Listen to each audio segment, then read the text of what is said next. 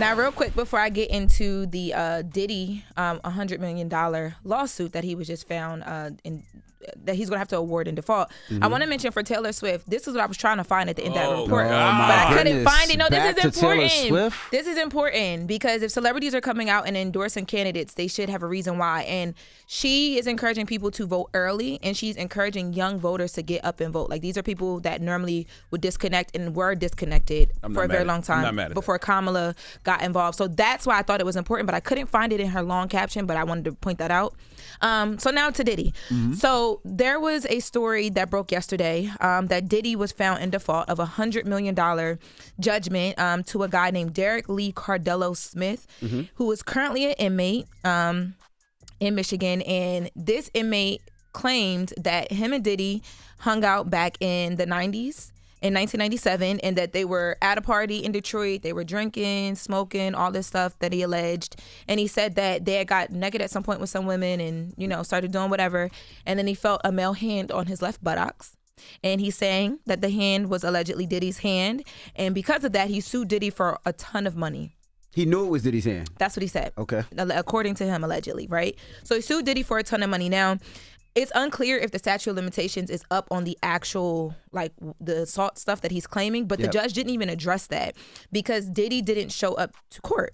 So on Monday, they went to court Monday of this week, and Diddy was a no-show. So because of that, there was a default judgment, which means by default, he is now going to be awarded that $100 million that Diddy is going to be responsible. Was Diddy served, $100 million because Diddy allegedly touched a cheek? Listen, that he's going to be responsible to serve.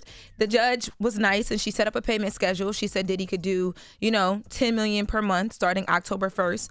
Now. What? Listen. So the inmate, Derek Lee Cardello Smith is also claiming. How long you been in prison? Do we know?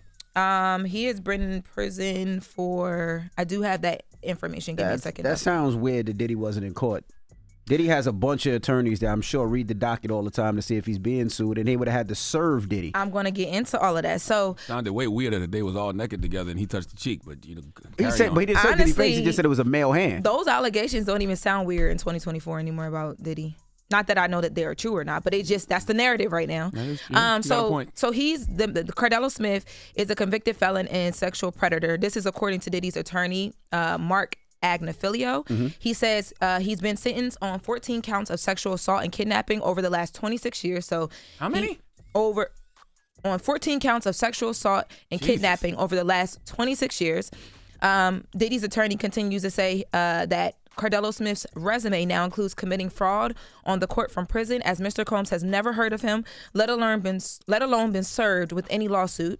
Mr. Combs looks forward to having this judgment swiftly dismissed. Now, there is a Zoom from the court hearing where you do see Mr. Cardello Smith, you know, laying out his case to the judge and all that stuff. So he has no lawyer?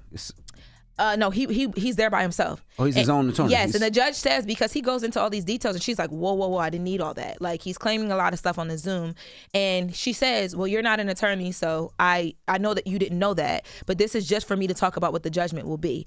Now, another thing. Sounds crazy. Yeah, right? It really does. And I actually reached out and received a statement as well, and I'm trying to right now go back and forth to kind of just understand how something like this gets missed, because Diddy has been all over the news this past 6 to 7 months with lawsuits. Yes. And normally there are online filing systems. I did find an M-file for Michigan, but maybe I'm not an attorney either. You so think they could have all been one big blur to the attorneys? No. I'm trying to clarify that now. That's what I'm trying to clarify right now. Naked men from the powers that be. Men touching cheeks, it all kind of can sound the same. Not when it's $100 million. But they didn't know that till after the fact. They did. He was suing him. Well, I don't know, but sometimes civilly suing when you put in a civil suit, sometimes you may not say a number. You might just say that you want to be you want to receive damages, and then as things go forward, you figure out what that number is. So I didn't look at the original filing, so I don't know originally how much damages he asked for in the beginning or whatever. I just know what he was awarded. Very important though that Diddy's attorney is saying, of course, they are going to be moving forward to file for this to be dismissed. So we'll be, the payments are supposed to start October 1st, so we'll be. It's not going to happen. They're keeping up on that. And did they say they served Diddy? So on the Zoom call, the judge does say that she has a receipt that Diddy was served, but Diddy's attorney is saying that did not happen. Like, he's saying, we don't know this guy. This is fraud. And he has never been served. I don't listen. It could have just been a manly hand. He got something that we. All right, him and manly hands. Maybe he's a little confused. It's just a lot going on. Y'all okay? Continue on. You almost choked on your drink. Charlamagne, you okay? What was it for you? Manly hands? Oh, no, I had a little cramp. Okay. Oh. All right, so almost choked. I'm sorry. Moving on, Beyoncé, my girl, covered GQ magazine. You guys know she just released her whiskey, Sir Davis, which is named after, I believe it's her great grandfather. Yes. And so she did a spread with them where she talked all about being like business icon, a mom. Like, she really got in depth with them. And you guys know this is all coming off of the heels of her being snubbed by the CMAs, where she was not nominated whatsoever. What is so funny? I feel like I'm in school with like second graders. Nothing. I'm about to make you go stand over there in that corner. I don't know. We got work to do. Are you tearing up? Rashawn is a crazy guy, man. Now he's Rashawn. Continue on. We're listening. Oh my God. Teacher, we're listening. Charlamagne, go stand in the corner. I'm here. I'm glad I wasn't in school with this fool. But go ahead, teacher. Yo. So she's talking about, it's ironic that this comes out right after the CMAs because she's talking about all of the, just things that black people and her as a black woman in business has had to fight back against, which the CMAs and her and them accepting her has been a fight of hers. But she talked a lot about knowing that there will be controversy in when it comes to the music, but also with this whiskey, because a lot of people don't know that whiskey and black people date way back to 200 years ago, when a black man in Alabama created a whiskey. But more so with her music and the CMA, she said that she's just happy that she was able to get black people in country music on a mainstream level where people are talking about it.